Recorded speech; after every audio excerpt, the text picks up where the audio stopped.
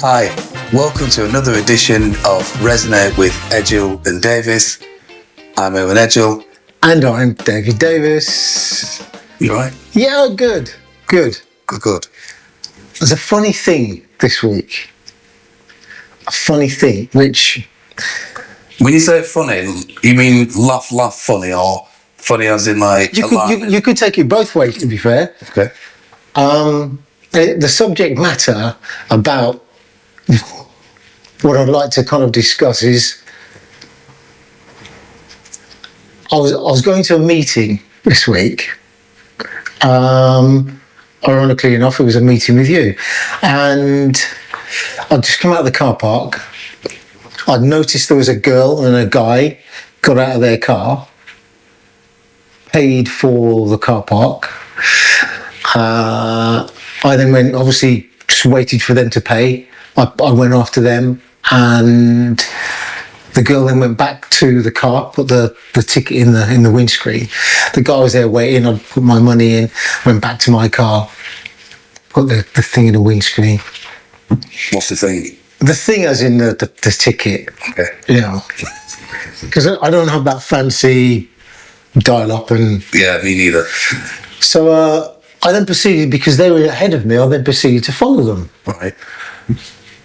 And what kind of hit me was the fact that I was directly behind them, but I was walking hurriedly to get to the meeting with you. And they were just like chilling, having a chit chat. Anyway, this girl looked behind her, saw me, grabbed her phone, which is in her back pocket, and then put it in her jacket pocket. Right. And having seen her do that, I just thought, wow, that is just unbelievably not. What was your first feeling? What was that initial feeling? I felt, my initial feeling was, she saw me, a black guy, Right. walking behind her. Right. Because I was literally just about to overtake them. I was walking behind her. She saw me, probably got a little bit nervous, because all my phone's in the back pocket. Got the phone, and then proceeded to put it in her jacket pocket, kept her hand there. And you was conscious of that? I was very conscious of that. Right, okay. Very conscious of that. So when you ask me about what is my initial feeling, that was my initial feeling. I'm a black guy, she's turned around and she's seen me. I'm thinking, I'm going to steal a phone. Right. As I walked past, I then said, don't worry, in a jokingly way, but I was meaning it, don't worry, I wasn't going to steal your phone. And she had this nervous giggle. And the guy looked at me, because he was confused, because he wouldn't have known what really had gone on. So then I walked past and I went, maybe I just shouldn't have said that. I then kind of felt guilty for saying what I said, which was, Why did you feel guilty? I wasn't going to steal your phone. Why did you feel guilty? I felt guilty because have I made her feel bad, even though I felt a little bit awkward about the whole thing? Have I made her feel awkward? Not bad, just awkward. And I didn't want to do that, but that's what came out, because I just thought, I was a little bit miffed about the whole thing. But then I kind of thought, the society that we live in, it's not just because I'm black, because then I thought I could have been probably a homeless person. I could have been someone that looks like I was on drugs. I could have been Chinese. I could have been whatever it may be. And then I thought, it doesn't necessarily mean that she is prejudiced or racist. It's just the fact that she's socially involved in society, and society mistrust people. What, in a positive way or a negative way? It can be both. I think it can be both. But it's just my initial feeling. I just thought, oh, it's because I'm black. Right. And that wasn't necessarily the case. How do you know? How do I not Right. know? How do I not know? So what's making you feel that you think it wasn't about you being black, D? Is it because of the way you are as an individual? You don't see colour and you just getting on with your life? Is it because of that? Or is it because, as you mentioned, that you kind of felt a bit guilty by saying to her, look, I'm not going to steal your phone, because initially you thought it was about skin colour. Yeah. Right. And that's my social awareness as well, isn't it? That's me going to the, I suppose, the social norm of not trusting probably myself because of the colour of my skin. Right. Because of what people think about the colour of my skin. Right. Because of what's media spread about the colour of my skin. And that was my immediate thought. Just as it was being a Caucasian person, just as it was with her, thinking, well, it's the colour of his skin, possibly. Right. But like I said, I could have been anybody to her. The fact that the point I'm trying to make is the way we mistrust each other as human beings. Right. Not whether you're black or, because I don't know whether she's racist. Probably wasn't. Because she was a young girl. And I think a lot of young people are more accepting of the diversity that we have in this country. You think so? I think most younger people are, for sure. What makes you think that? For sure. Just because they've been brought up in it. They've been brought up with in knowing that we have got a diverse society. It is probably one of the most diverse societies in Europe. Right. And we can talk about immigration policies and all the rest of it, different subject. But the fact is, it's just more accepted. You're going to uni, it's more accepted. You're going to schools, it's more accepted. Right. You're going into a lot of workplaces, a little more accepted. Notice my words, a little. Excuse me, when you say a little more accepted, you mean in comparison to when you and I were growing up? Is that what you mean? In comparison to, I find that I'm not so sure. Because I grew up in a workspace, right, in an army military environment. Right. Why are you smiling when you said that? I did 2 years boy service, let's call it junior leaders, and then I went into man service. Right. At the age of 18. Yeah. So I then got posted from where I was in juniors, which was in Taunton, Somerset. I then got posted to Germany. Right. Into a so-called man unit, because everyone was kind of over the age of 18. Yeah. The average private soldier was probably about 30 years old. So, and a lot of them where I went came from, dare I say it, up north, whereas probably... Why did you laugh when you said up north? Because I said you're from up north. But there is that little bit more of I think a stigma up north, because it's more diverse it's London. It's more diverse down south. Okay. So and there's pockets of north where societies tend to kind of stick together in those pockets. Societies, environments, you mean? The environment. Communities. The community. Yeah. Kind of stick together more. Right. Whereas down south, it's more spread. Right, I get it. I'm not saying everywhere, but on a whole, in general. Mm-hmm. So I'm going back to the point where being in the army was a lot of prejudice. You could say in certain areas, yes, there was. Did I see any, or did I feel any? I'm going to say no. Right. Apart from maybe on a sports football pitch playing football. Right. Where certain things were said which really should never have been said. Like what? The N-word. What's the N-word? I'm not going to say it. Say it for those who don't know. I'm not going to. Everybody, you know the word. You all know the word. You know that. So I'm not going to say it. So why are you uncomfortable saying it? The N-word. Why are you uncomfortable saying it? Because today's not the day I feel like saying it. Okay. But that N-word was used. And I kind of thought, and mind you, I've been in 22 years, right? Mm-hmm. 22 years. Yeah. And this was probably in year, I don't know, 16. Yeah. But the point I'm trying to make is, we look at things in society and we become very PC about things. And this social acceptance about things, certain things, I think has gone the wrong way. Right. And here's the example. I lined up, and there's a lot of people, listeners that might not agree with this. I lined up in the ranks of 3 different ranks, and there were people that had ginger hair. And the staff sergeant would come along and go, "How are you today, Ginge?" Someone with glasses would go, "Four Eyes, what are you up to today?" And then they'd come to me, and there was another black guy who I was in training with, who was slightly darker than I was. And this was second day on parade. And the staff sergeant came up to me and he went and looked at me, looked at Nigel, my compatriot, the other black guy, and he looked at us both. He said, "From now on, you're going to be known as Midnight and you're going to be known as Quarter to Midnight." You laughed. Yeah, I did. You laughed. I'm not laughing because it's funny. I'm laughing at the ludicrousness of it. But anyway. It is a ludicrous. But then if back in those days, if someone was called Ginge, Four Eyes, Shorty, Stumpy, and then distinguish the two, one's darker than the other, Quarter to Midnight, I found it funny.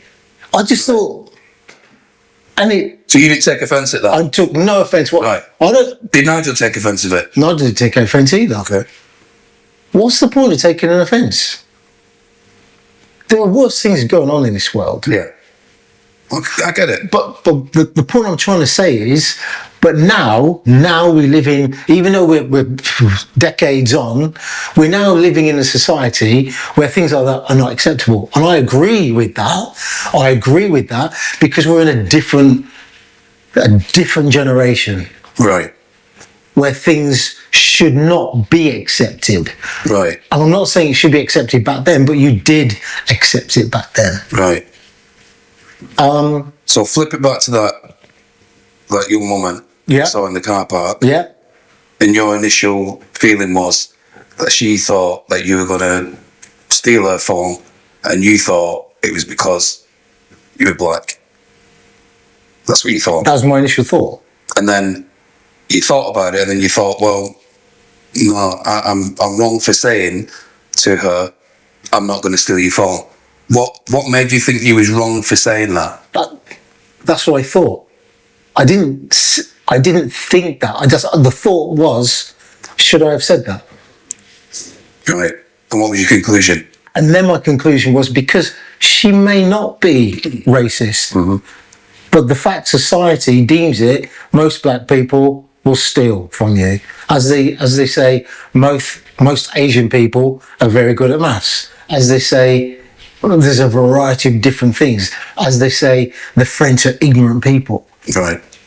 I went to France for the first time. I went to France for a long time, because in my head, society, I did have an issue in France many years ago. So I said, I'm never going back there, never. But then I've got clients who have said, "Oh, we've been to this wonderful place, Carcassonne, you should go there, it's beautiful." I thought, you know what, why not? I want to visit beautiful places. Why wouldn't I? Why wouldn't I? Yeah. So in my head, I'm kind of reserved, because I'm thinking, what are the French going to be like? Because of my previous episodes. Right. What are they going to be like? And I went there, and they were the most friendliest people I could ever wish for. Right. So it's all about perception then, isn't it? And But what drives that perception? Society. Yeah. Media. Yeah. Drives that perception. Talking about media, Dee and everyone, I did some training once, not so long ago, and it talked about unconscious bias. Mm-hmm. Right? So that young lady who, as soon as she saw you got a phone, she probably wasn't conscious of what she was doing. Correct. It was unconscious. Correct. So there's such a thing as unconscious bias. And that's not prejudice in any way. It might well be, but it's unconscious. So if you turned and said to that person, "Did you say that because you think I'm the colour of my skin?" They probably say, no, I never said it. But maybe in reflection, going forward, they might have thought, well, do you know what? Yeah, I did. Yeah. Because I've got this, as you did in terms of France, having this perception of the French being the way you thought they were. Yeah, exactly. It's only when you actually experienced it, you thought, hold on a minute. So it was unconscious, I would say, from that young woman. And I would say that too. But it's strange how we react to it if you're aware of it. I don't know if I've told you the story about me crossing the road. Yeah, no, I don't think you have. But I get the gist where you're coming from with it. Say it. Yeah, so I lived in a small little village. Town, what's the village? And basically, every morning I'd walk to work. And most mornings there was an old lady coming from the paper shop or whatever, getting her newspaper, getting her loaf of bread. Yeah. And the first morning, I could see the fear, because there's only kind of about 2 black guys in this town, and me being one of them.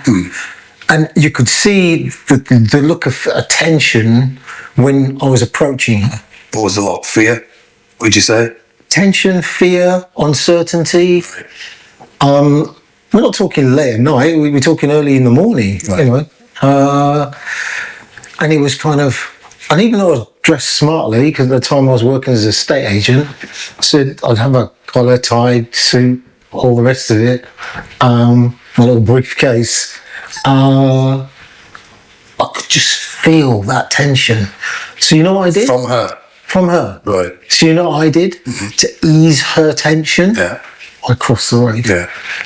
And What was that about? Why is that? Because you think... Because again, the colour of one's skin. Yeah.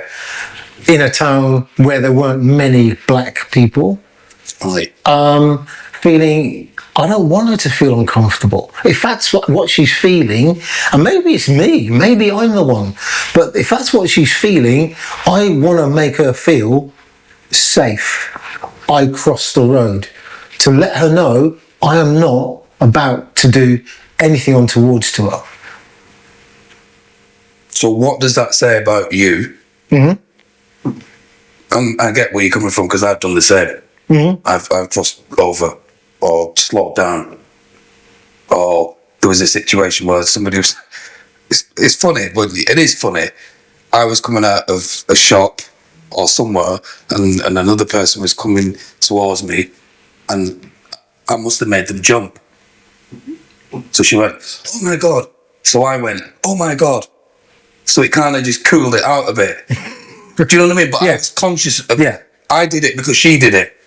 When she said, oh my God, I went, oh my God. Yeah. So we kind of laughed. Yeah. Because like, all right, I scared you and you scared me. But no, it was really, I was trying to like just cool it down. Ease the it tension. From that person's point of view. So with regards to you saying that and me saying that, what does that say about us? Where we're trying to protect someone else to the detriment of ourselves. Crossing over the road, we haven't done anything. You're not that person, I'm not that kind of person, but yet we feel incumbent to cross over the road. Why should we cross over the road? Why? Because it's not, we don't have to. Yeah, but why do we do it? Who told you? Who told you? Yeah, but why do we do it though, D? Because you're conscious, you're aware. There are many. Right, well, hold on a minute. You said the word conscious. Is it because we're unconsciously thinking that person is looking at us and thinking a negative thought about us? Yes. Is it that? But yes, because we are conscious enough to know society breeds an element of distrust. Whether you're black or green, we're not even talking about. Don't need to talk about colour anymore. Let's just talk about society breeds distrust amongst other human beings. Right. End of story. Yeah. Black, green, white, pink. You're a thief. You're a drug addict. You're whatever you may be. Society will say, stay clear of that individual. Really. Sick society will say that. But we live in a sick society. Yes. Right? Yeah. So is it not a collective then, D, just to bring this thing down for a landing, that it is an unconscious bias that we've all got? Correct. And therefore that needs to be addressed, that unconscious bias. That's the bit that needs to be addressed. Yeah, without a doubt. And then as a result, more people are going to be alert and aware, as you mentioned earlier on, in terms of those words that you mentioned.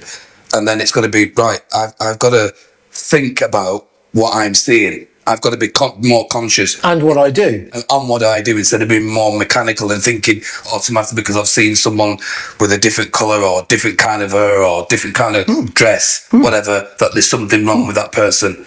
And I've got to be on the defensive about it. Just very quickly, because I know we're bringing this thing down to a landing, but we live, well, I certainly do, you live more so in the town centre, but I live in an area where there's a lot of people that I know wouldn't even walk through it. They wouldn't even walk through that town centre. Yeah.